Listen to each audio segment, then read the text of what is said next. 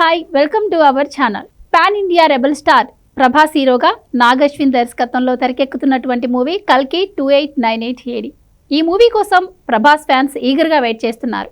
ఈ నేపథ్యంలోనే మే 9న ఈ మూవీ రిలీజ్ అవబోతున్నట్టు చిత్ర టీం ప్రకటించింది. అయితే మార్చ్ నుండే ప్రమోషన్స్ స్టార్ట్ అవుతాయి అన్నా కూడా ఇప్పటివరకు ఎలాంటి ప్రమోషన్స్ స్టార్ట్ అవ్వలేదు. ఇక రీసెంట్గా అయితే ఒక పోస్టర్ రిలీజ్ చేశారు. ఆ పోస్టర్ తర్వాత ఆడియన్స్లో క్యూరియాసిటీ పెరిగింది. రెబల్ స్టార్ పాత్ర ఎలా ఉండబోతుంది అని. సో ఈ నేపథ్యంలో ఆయన ఈ మూవీలో కాలభైరవుడి పాత్రలో పోషించబోతున్నారు అని వార్త అయితే ఒకటి బయటకు వచ్చింది. మరి ఇది ఎంతవరకు నిజం, ఆయన క్యారెక్టర్ ఆ మూవీలో ఎలా ఉండబోతుంది అని తెలుసుకునే ప్రయత్నం చేద్దాం. మనతో ఉన్నారు సీనియర్ జర్నలిస్ట్ హేమ్ సుందర్ గారు. నమస్కారం అండి. నమస్తే అండి. సో హేమ్ సుందర్ గారు, సో మే 9న కల్కి మూవీ రిలీజ్ అవబోతుందని చిత్ర టీం ప్రకటించింది. మరి ఎలాంటి ప్రమోషన్స్ ఇప్పటి వరకు అయితే స్టార్ట్ చేయలేదు.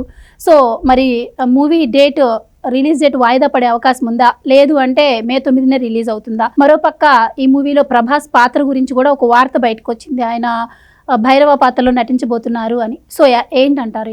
అంటే సినిమా అయితే నాకు తెలిసి వాయిదా పడే అవకాశం లేదు. ఎందుకంటే వాళ్ళు ఎప్పటి నుంచో ఇప్పటికీ చాలా వాయిదా పడింది. అంతకుముందు సంక్రాంతికి అనుకున్నారు, సంక్రాంతికి రిలీజ్ కాలేదు. డేటు మే 9 అనుకున్నారు. మే 9 ఎందుకు అనుకున్నారంటే వాళ్ళు వైజయంతి బ్యానర్లో చిరంజీవి గారి హీరోగా రూపొందిన జగదేక్ వీడు అట్లా వస్తుంది రిలీజ్ అయిన డేటు. సెంటిమెంట్ ప్రకారం అది వాళ్ళకి కలిసి వస్తుంది అనుకుని ఆ డేట్ ఇచ్చారు. అంటే సినిమా మే 9న రిలీజ్ అవుతుంది కంపల్సరీగా. అది పార్ట్ 1 కావచ్చు, కల్కి పార్ట్ 1 కావచ్చు. అంటే అది జగదేక్ వీడు అట్లా వస్తుంది రిలీజ్ అయిన డేటు. వాళ్ళకి సెంటిమెంట్ ఇచ్చే కూడా వైజయంతి బ్యానర్లో వాళ్ళకి చిరంజీవి గారికి పెద్ద హిట్ సినిమా అది. కాబట్టి వాళ్ళు ఆ డేట్ని రిలీజ్ చేస్తున్నారు. అంతకుముందే సంక్రాంతికి అనుకున్నారు కానీ సంక్రాంతికి అవ్వలేదు.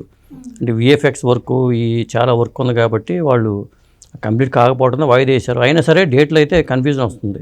అంటే కొంత వాయిదా పడుతుంది, ఈ సినిమా ఇప్పుడు కాదు అవదంటున్నారు. కానీ డౌట్ అయితే ఉంది కొంతవరకు, కానీ మ్యాక్సిమం చేయొచ్చు. ఎందుకంటే పార్ట్ 1 కాబట్టి షూటింగ్ పార్ట్ కంప్లీట్ అయిపోయింది కాబట్టి చేయొచ్చు. అందుకని ప్రమోషన్లో భాగంగానే శివరాత్రికి వాళ్ళు పోస్టర్ రిలీజ్ చేశారు. ప్రభాస్ పాత్ర పేరు భైరవ. అది కాలభైరవ కాకపోవచ్చేమో, లేకపోతే కాశీలో కాలభైరవుడి దేవాలయం ఉంది. అంటే కాలభైరవుడికిను ఈ పాత్రకి ఏమైనా సంబంధం ఉందా? ఎందుకంటే ఈ కథ 2028-98 అంటే 2098 సంవత్సరం ఏడీలో జరిగే కథగా టైటిల్ అలా పెట్టారు. అంటే కథ మహాభారత కాలంలో స్టార్ట్ అయ్యి అక్కడి నుంచి వాళ్ళు ముందుకెళ్తుంది కాబట్టి ఒకవేళ కాలభైరవుడికి దీనికి ఏమైనా కనెక్షన్ ఉందా అనే డౌట్ వస్తుంది. అంటే భైరవుడి పాత్ర కాశీలో ఉన్నట్టుగా చూపిస్తూ ప్రభాస్ పాత్రను చూపించారు. అండ్ ఇంకో విషయం ఏంటి అంటే ఈ గతంలో ఈ భైరవ అని తెలియగానే ఆడియన్స్ అందరూ కూడా గతంలో ఎలాంటి సినిమాలు ఉన్నాయి భైరవ పేరుతో, అవి ఎంత హిట్ అయినాయి అని రివైండ్ చేసుకుంటూ ఉన్నారు. ఇంకొక న్యూస్ ఏంటి అంటే ఈ మూవీలో ప్రభాస్ పేరు భైరవ అని పెట్టడానికి రాజమౌళి కూడా ఒక కారణం. నాగశ్విన్ రాజమౌళి సలహా తీసుకుని పేరు పెట్టారు అంటున్నారు. ఎంతవరకు నిజమంటారు? ఉండొచ్చు. ఎందుకంటే వాళ్ళ ఇంట్లో కూడా కాలభైరవుడు ఉన్నాడు. కాలభైరవ కిరవాణి గారి అబ్బాయి పేరు కాలభైరవ. అట్లానే కదా రాజమౌళి గారు కూడా ఇందులో కీలకమైన పాత్ర పోషిస్తున్నారని చెప్పి అంటున్నారు. రాజమౌళి గారు పోషించే పాత్ర ఏంటో మాకు తెలియదు. వాళ్ళు భైరవ అని పెట్టుకోవడానికి ప్రత్యేకమైన కారణం ఏమైనా ఉందా? ఆ పాత్రని కాశీలోనే ఉన్నట్టుగా చూపించడానికి ప్రత్యేకమైన కారణం ఏమైనా ఉందా? అంటే ఆ పాత్ర కూడా కాశీ 2028-98 సంవత్సరంలో కాశీ నగర వీధుల్లో కూర్చుని ఉన్న పాత్రగా చూపించారు ఆ భైరవ పాత్రని.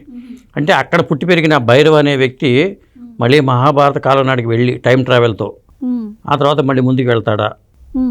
ఇలాంటి అంశాలన్నీ చాలా ఉన్నాయి. అంటే కథ గురించి ఎవరికి తెలియదు కాబట్టి కథ విషయంలో చాలామంది ప్రయత్నాలు చేశారు దీని మీద. అంటే ఇది ఒకరు తయారు చేసిన కథ కూడా చెప్పలేము, ఒకళ్ళే చేశారని కూడా లేదు. చాలామంది టీం పనిచేశారు. పుష్పక విమానం డైరెక్టర్ సంగీత శ్రీనివాసరావు గారు, ఆయన ఆదిత్య 369 చేశారు. ఆయన కూడా ఈ కథ విషయంలో ఇన్వాల్వ్ అయ్యారు. ఎందుకంటే టైం ట్రావెల్ మీద కొద్దిగా అవగాహన ఉన్న వ్యక్తిగా ఆయనకి అందరూ తెలుసు కాబట్టి ఆయన్ని కూడా కొంత పెట్టుకుని కథ విషయంలో కసరత్తులు చేసుకుంటూ వెళ్ళారు. ఎప్పటి నుంచో ఇది కరోనా ముందు నుంచి కూడా ఈ కథ మీద కసరత్తులు చేసుకుంటూ వచ్చారు. కాబట్టి అంటే టైం ట్రావెల్ కథ కాబట్టి ఆ కథకిను ఈ భైరవ పాత్రకి ఏం సంబంధం? ఒకవేళ కల్కి అనేది ఇప్పుడు దాకా ఏమనుకున్నారంటే అసలు కల్కి అనే పాత్రే ప్రభాస్ అనుకున్నారు. ఎందుకంటే విష్ణుమూర్తి 11వ అవతారంగా దశావతారాలు చెప్తూ ఉంటారు కాబట్టి అవతారంగా కల్కి వస్తాడేమో, ఆ పాత్ర పేరే ప్రభాస్ పాత్ర పేరు కల్కి ఏమో అనుకున్నారు. కానీ ఇప్పుడు భైరవ యాజ్ అని చెప్పి వాళ్ళు పోస్టర్ రిలీజ్ చేశారు కాబట్టి అంటే ప్రభాస్ పాత్ర వేరు, భైరవ అనే పాత్రతోనే అతను సినిమాలో కనిపిస్తాడని మనకు అర్థమవుతుంది. అంటే ఈ భైరవుడికి కాలభైరవుడికి ఏమైనా సంబంధం ఉందా? ఒకవేళ కాలభైరవుడు మళ్ళీ పుట్టి భైరవగా పుడతాడా?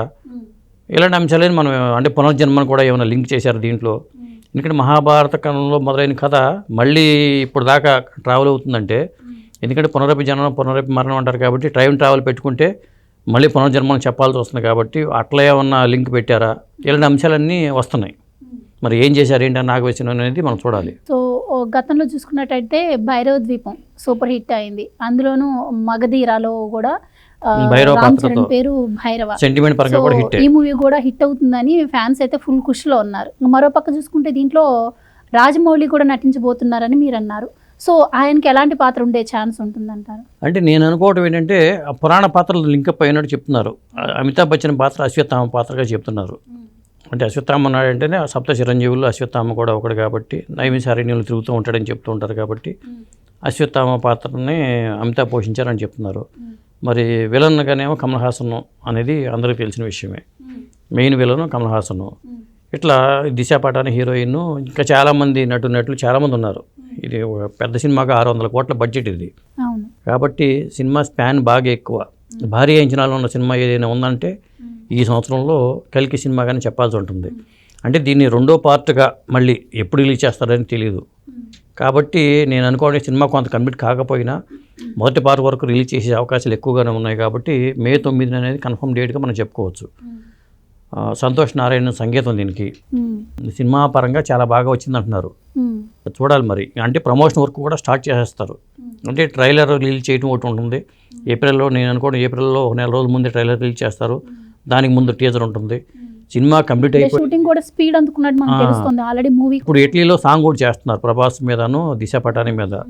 ఆ సాంగ్తో మరి ఆ సాంగ్కు ఈ సినిమా కథకి ఏమైనా లింక్ ఉందా లేదా, అంటే ఇలాంటి సినిమాలో వారి పాటలు ఉంటాయా లేదా, ఇలాంటి అంశాలన్నీ ఉంటాయి కాబట్టి పాట చిత్రీకరించారన్నారు కాబట్టి పాటలు కూడా ఉండే అవకాశం అయితే ఉంది. Right, thank you so much. Thank you.